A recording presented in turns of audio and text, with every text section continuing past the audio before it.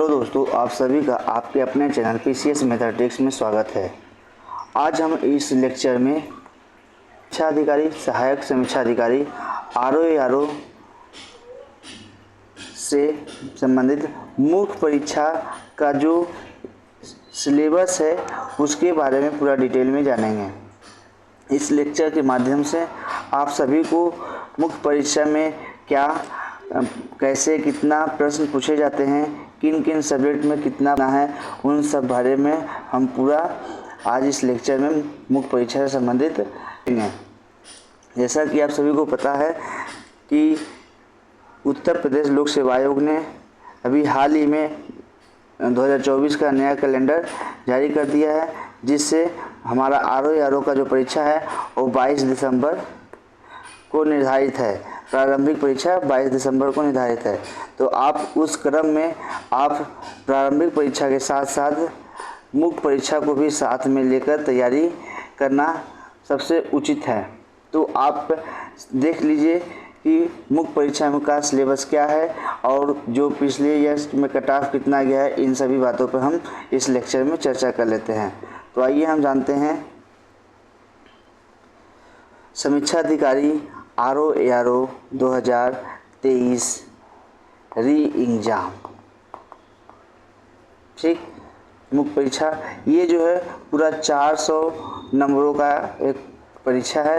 ये जो है इसमें जो आपने प्री एग्ज़ाम जो दिया है उसमें इसमें इंक्लूड नहीं होगा, वो सिर्फ एक क्वालिफाइंग पेपर होता है प्री। नेक्स्ट देखते हैं, अगर हम बात करें इसके प्रीवियस ईयर की कट ऑफ की, तो जो मुख्य परीक्षा का जो कट ऑफ है 2021 में 272 नंबर गया था। ये 272 नंबर हाईएस्ट है और कैटेगरी वाइज अगर देखेंगे तो जो है वो 258 नंबर है। अगर 2017 की बात करें तो 294 कट ऑफ गया था और 2016 की बात करें तो 278 गया था। तो यहाँ पे आप देख सकते हैं कि 2017 और 16 में कट ऑफ किस हिसाब से इंक्रीज हुआ था। 2016 में जो कट ऑफ 2016 में 278 था, वही कट ऑफ 2017 में 294 हो गया। तो ये आप देख सकते हैं कि कट ऑफ किस प्रकार से इंक्रीज हो रहा है। तो इससे आप अनुमान लगा सकते हैं कि हमारा जो 2023 का जो cut off expected cut off होगा, तो ये भी आप 290 प्लस मान के चलिए। 290, 95 ये फिगर आप समझ के चलिए कि इतना कट ऑफ जाएगा।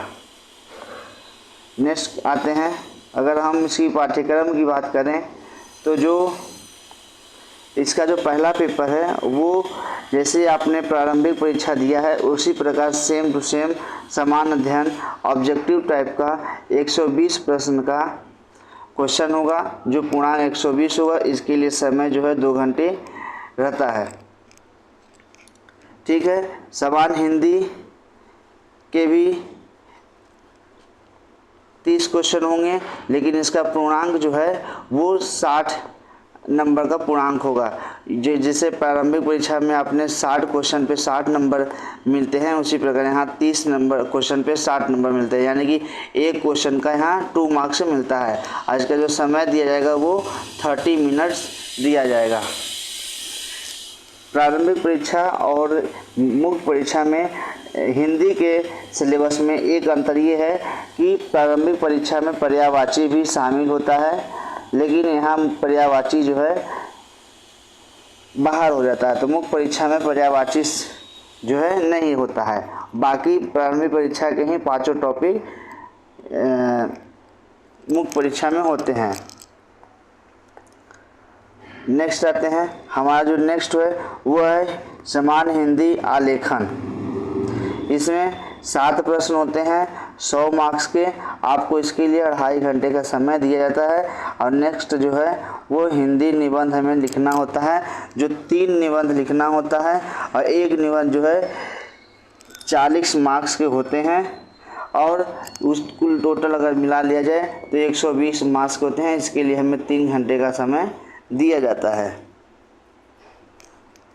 चलिए आइए हम आज देख लेते हैं पूरा इसका डिटेल में क्या इसका सिलेबस है, मुख्य परीक्षा हेतु पाठ्यक्रम क्या है। हमारी तैयारी को पूरा करने के लिए सबसे पहले हमें उस एग्ज़ाम का पूरा सिलेबस और उसका पाठ्यक्रम क्या होता है हमें पता होना चाहिए। तो उसी क्रम में आप सभी के लिए हमने ये वीडियो लेक्चर बना रहे हैं। तो सामान्य अध्ययन जो आपने प्रारंभिक परीक्षा पास करके आया सेम उसी प्रकार होगा। समय 2 घंटे, पूर्णांक 120 नंबर। ठीक। सेकेंड, समान हिंदी और आलेखन। समान हिंदी और लेखन, इसमें जो खंड ए है परंपरागत यानी सब्जेक्टिव टाइप का जो क्वेश्चन आएंगे, उसमें जो हमने बताया 7 क्वेश्चन पूछे जाएंगे। वो उसमें 2.5 घंटे का समय मिलेगा। 100 नंबर्स का मार्क्स के 100 नंबर के पूर्णांक हैं इसमें। तो इसमें क्या क्या दिए जाएंगे अगर हम बात करें तो पहला जो होगा, दिए हुए गद्यांश का शीर्षक और सारांश एवं 3 रेखांकित अंशों की व्याख्या करना होगा। इसके लिए आपको 21 मार्क्स दिए जाएंगे। तो एक गद्यांश दिया जाएगा जो आपने हाई स्कूल इंटर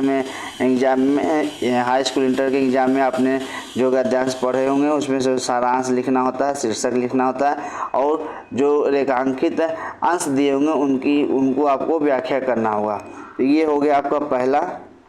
दूसरा हो जाएगा, किसी दिए हुए सरकारी पत्र का सारणी रूप में सार लेखन रखना है। तो दिए हुए सारणी पत्र को जो है सरकारी पत्र उसमें दिया जाता है जो है उसमें सारणी रूप में आपको लिखना होता है। ये 6 कहानी से बना के लिखने होते हैं।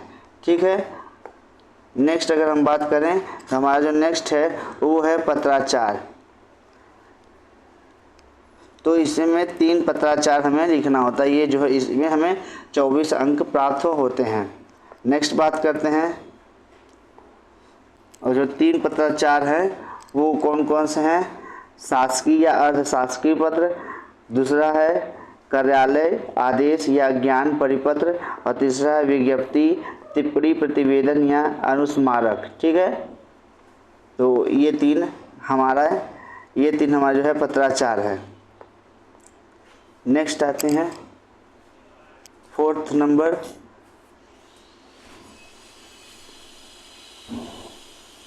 पारिभाषिक शब्दावली।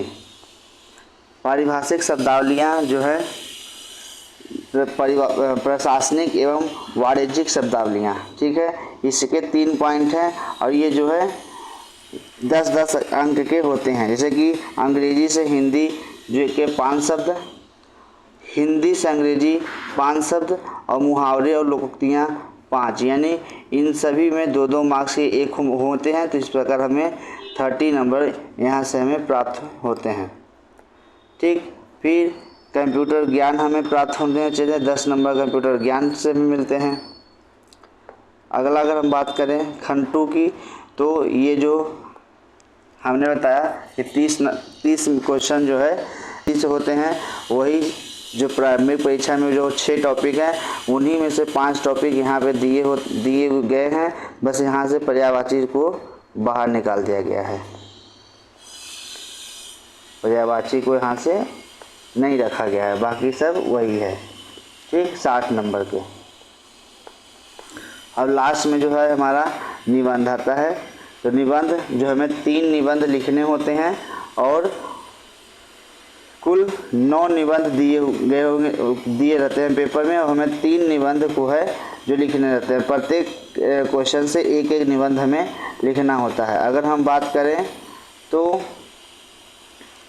अगर पहले क्वेश्चन की बात करें तो साहित्य एवं संस्कृति, सामाजिक क्षेत्र या राजनीतिक क्षेत्र, आप इन तीनों क्षेत्र से, इन तीनों टॉपिक से कोई एक जो आपको आप जिसमें अच्छी तैयारी हो वो आपको एक लिखना होगा। तो आप इससे तैयारी करना। ये जो निबंध लिखने का जो शब्द सीमा है वो हमारी 600 होनी चाहिए। ठीक है। जो दूसरा क्वेश्चन होगा वो विज्ञान, पर्यावरण एवं प्रौद्योगिकी, आर्थिक क्षेत्र या कृषि एवं व्यापार, इन 3 टॉपिक से आप सबको एक लिखना होगा। अगर नेक्स्ट क्वेश्चन की बात करें तीसरा, तो राष्ट्रीय एवं अंतर्राष्ट्रीय घटनाक्रम प्राकृतिक आपदाएं, भूस्खलन, चक्रवात, भूकंप, बाढ़, सूखा इत्यादि, या राष्ट्रीय विकास योजनाएं। इन 3 टॉपिक से आपको एक लिखना होगा।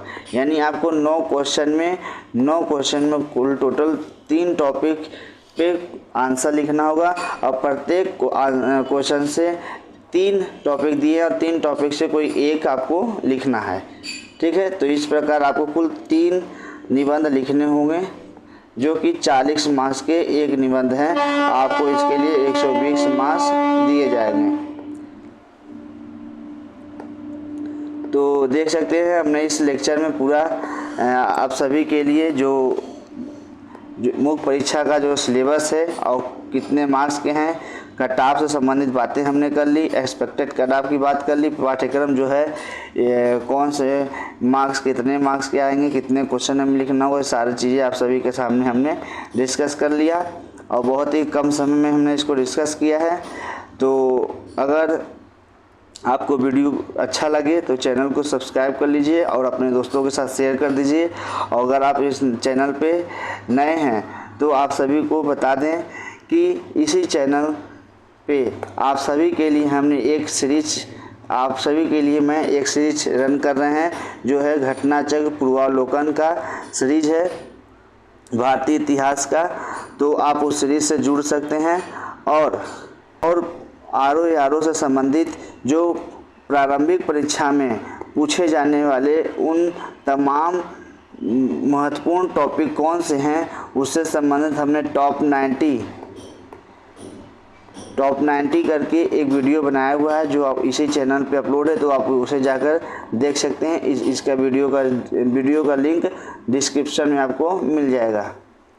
ठीक है, तो अभी के लिए इस लेक्चर में इतना ही। थैंक यू सो मच, धन्यवाद।